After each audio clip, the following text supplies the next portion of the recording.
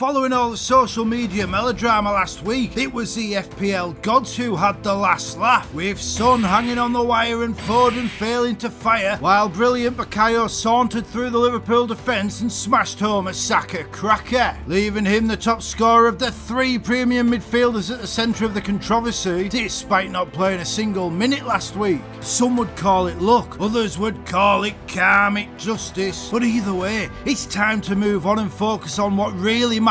My own personal quest to leave my mates in the dust and the big names out to rust as I chase down a momentous reign as the world number one. To even speak of winning the whole game seemed ridiculous when I began game week 9 142 points and almost 850,000 places away from the ultimate goal. So I needed my lords to deliver, and on Friday night the forest helped me see through the trees as Woods brace and 13 points give me a spectacular start to the game week. Hope began to bloom, but this game is never quite that simple. In game week 8, I'd had one big decision, whether to sell Saka for Foden or to bring in Savinho in place of either Eze or Diaz. Ultimately, those doubts over Saka made that decision for me, but despite getting an assist last time out, Foden has proved a bust, scoring the fewest points of all the premium midfield options.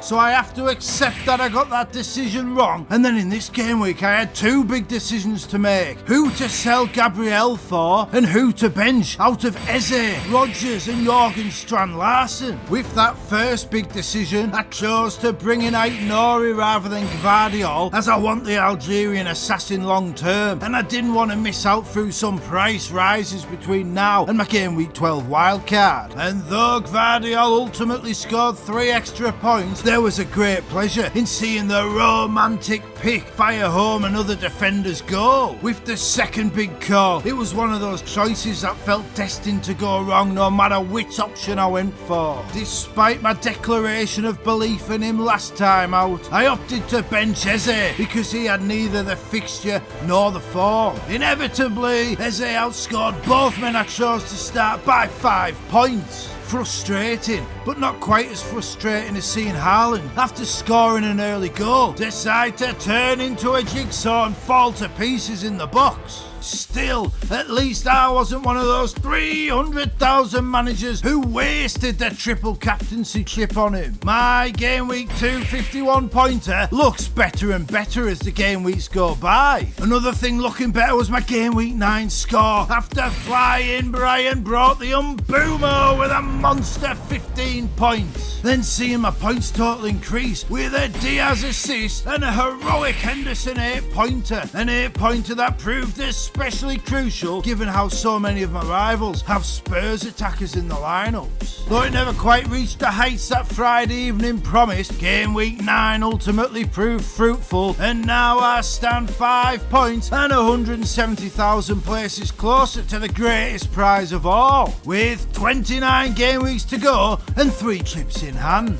Well, about that, the master plan has been rewritten and I now only have 2 chips to play. At a time when many would deem it unfavourable, I have made what could be a season-defining big balls call. 2 game weeks earlier than planned, my wildcard has been activated. Why throw that chip on the table now, I hear you cry? Well, it's quite simple. I looked at the players I want in game week 12, and then I looked at my current squad, and I thought to myself, why wait? And yes, you look at that and I have already got a decent team, but when you take a look at this draft, I just think it beats my current team over the next 2 game weeks, so waiting made no sense at all. I had Foden, Diaz and Eze, 2 rotation risks and an out of form player. I now have brilliant Bukayo, Cole the goal and mighty Mo Salah. Everyone else has the Norse Force Haaland. I back Jackson to match him or even outscore him altogether. Oh, but Chelsea have Man United and Arsenal in the next 2 game weeks. Aye,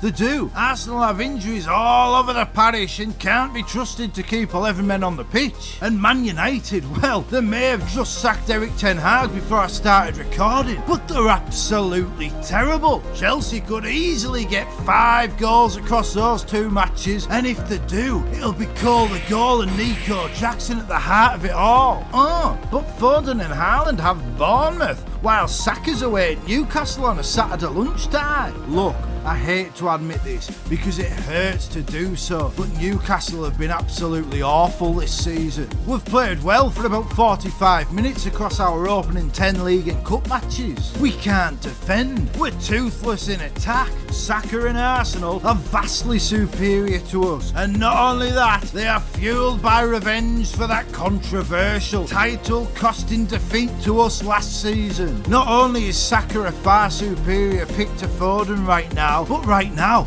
Bournemouth is probably a tougher fixture than Newcastle. Further influencing my decision was the captaincy choices. And while I think Haaland probably wins in game week 11, in game week 10, I think both Salah and Cole the goal will outscore the Norse force. And as for game week 11, like I said last week, it's one player in one match, and it's not something worth worrying too much about. More to the point, I think Eze, Foden, Diaz and Haaland are vastly outscored by Jackson, Palmer, Salah and Saka over the next 2 game weeks. And with that being the case, ripping up my master plan and throwing my chip on the table is the sensible thing to do. As to my final draft, there are still some places up for grabs. The midfield is nailed. Jackson and Visser are nailed in attack, but when it comes to that third striker, I'm still a bit undecided between Wood, Cunha and Jørgen Strand Larsen, which I'll get to shortly. I'm still not set on goalkeeper rotation, but these 2 keepers do rotate beautifully in the game weeks to come. It's in defence where I'm most unsure. Aït-Nouri, he's nailed. It feels like Rico Lewis is nailed because he's the best sub £5 million defender and he's playing almost every week for Man City. Gusto and Mazraoui are the big defensive punts. Mazraoui covers some awkward game weeks well, though I'm far from set on him and I could easily go for Vandenberg for a cheaper option. I would like some Chelsea coverage in that backline, whether in defence or in goal, and I do find Gusto's differential potential appealing. Still, I could go for Sanchez in goal, a £4 million defender and Konate rather than one of the keepers in that draft, Gusto and Mazraoui. The big call, far bigger than selling Haaland if I'm honest with you, like I always am, is what to do with Trent Alexander-Arnold. Ultimately, I feel like the squad is better balanced with only one premium defender, and I think Vardiol is the better choice. I think the Croatian kingpin has surpassed the future free transfer Madridista as the Premier League's best attacking defender, and he's £1 million cheaper. Even if Man City concede, Vardiol is as likely as anyone to get them a goal, especially when teams sit back and crowd out Erling Haaland. So, if we accept that the best squad balance comes with one premium defender and Vardiol is nailed, then there's no place for Trent Alexander-Arnold. Unless I go for this draft and I start with Strand Larsen instead of Wood or Cunha, Winks instead of Rodgers, and I bring in a 3.9 million non-playing defender. It's a squad that could easily see me 8 or 9 game weeks down the line, as long as no further issues present themselves. But if you ask me if I really want to risk having only one viable substitute each game week, if you ask me if I want 2 playing defenders for that Liverpool versus Man City clash in game week 13, if you ask me if the time is right to burn down the wood, then the answer is honestly, I just don't know, and I need a bit more time to think. However, all I'd have to do is go 2 or 3 game weeks without making a transfer, and then I could switch to 1 premium defender and 2 playing subs, so maybe it is worth the gamble. I'd only lose £0.2 million if I sold Rodgers, which really isn't that bad. However, if the question is do I fear going without Haaland for the next 2 game weeks and beyond, then the answer is honestly no. If I'm completely honest with you, once I pressed that wildcard button and confirmed his removal, I felt liberated. I felt excited at the challenge for going against him for captaincy every game week.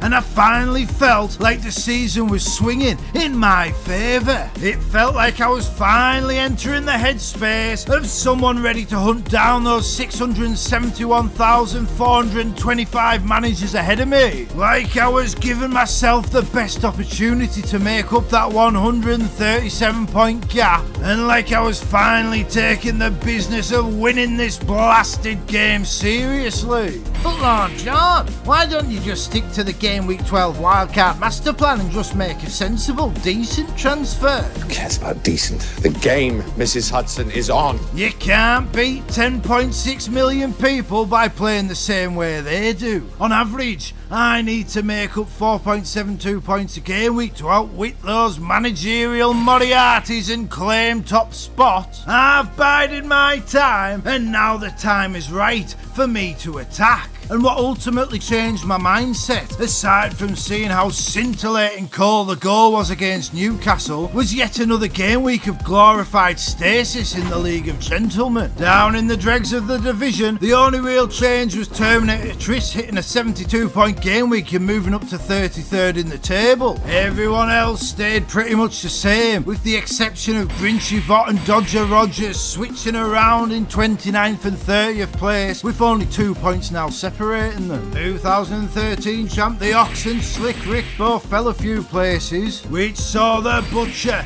Deadly Daz, Mac Daddy McMahon and Professor Story rise a few places in the table, but really there's barely anything between them. In the top half, it was essentially a reversion to 2 game weeks ago, with those who had good game weeks last time out dropping back down, and those who struggled last week somewhat regaining their footing. A special shout out goes to Maverick Mikey, who is known to those who read the FPL Nightmare books as the man who takes wild hits every game week without restraint. This season though, he's the test case that proves the major benefit of those rolling transfer rule changes. Rather than assuming his usual position languishing near the foot of the table, he is instead able to step away from the game for a few game weeks before returning to satisfy his transfer overhaul compulsions without penalty. As a result, he's several millions of places higher than you would normally find him, and last weekend he scored a massive 83 points to climb 5 places to 13th.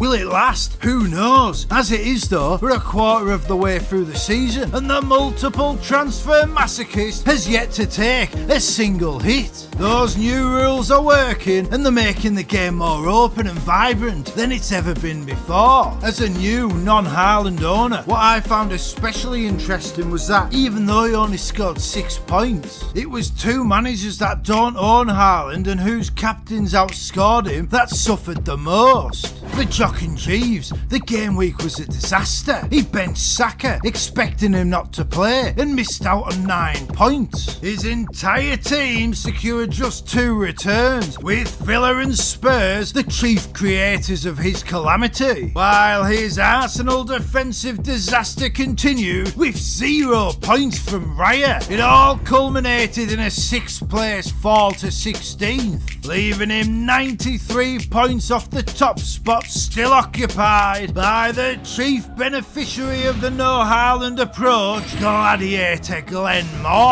However, after several game weeks of glory, this one was somewhat of a misstep by the Gladiator. He left Welbeck on the bench, only for him to outscore his other strikers by 5 points. His starting goalkeeper was outscored by his substitute one. He sold Saka for Cole the goal, securing just 1 extra point and throwing away 2 transfers, having sold Cole the goal last time out. He dropped 8,000 places to 13,500, and he lost ground to all the top 5 in the world's greatest mini-league. Indeed, only a brave captaincy punt on Mbumo prevented a complete catastrophe, and now Gladiator Glen enters game week 10 without 2 of the top 3 captaincy picks, Mighty Mo Salah or the Norse Force. However, with £6.7 million in the bank, he can sign either of those players if he so desires. The question for the Gladiator is this: does he play it safe and bring in Haaland, or does he continue gambling and swoop for Mo Salah? Or To rephrase that question, who does the Gladiator fear more? The 5 other men closest to him in the table, or the uncontent creator who unabashedly desires the ultimate prize? Whatever ultimately comes to pass by Saturday's deadline, at least we're talking about the intricacies of FPL management again, rather than conspiracy theories and codswallop, which means we are all in a better place now than we were one game week ago. And come Saturday's deadline, my much hyped wildcard will be finalised. There are still a few big calls to make, particularly in the defensive areas, but that attack looks simply spectacular. It looks like the attack which will cause all the AI androids to malfunction. It looks like the attack that cements that the Game Week 6 wildcard was the mistake I told you it would be. It looks like the attack which will finally swing the season in my favour. And most importantly, it looks like the attack that will steal all the honey from the hive mind.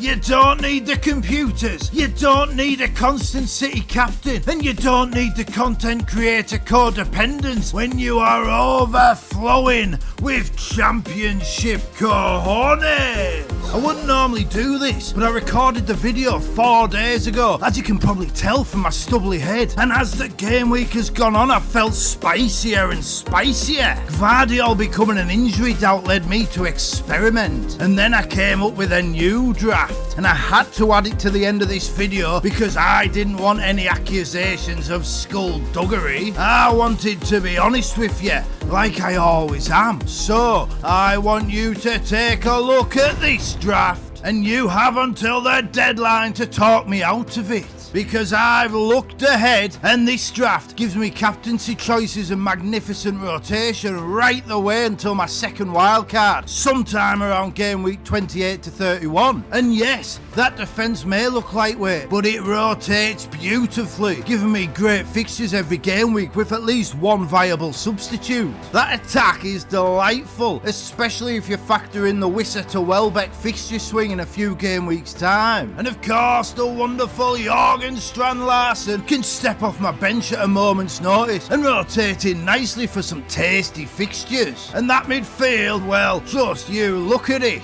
Doesn't that midfield just make the mouth water? 4 of that midfield are players every FPL manager wants in the team. And if Bruno Fernandes hits that new manager bounce, then you can call my team Starship, because nothing's gonna stop us now. I can almost feel the ire and condescension from the viewer now, so you have until the deadline to talk me out of it.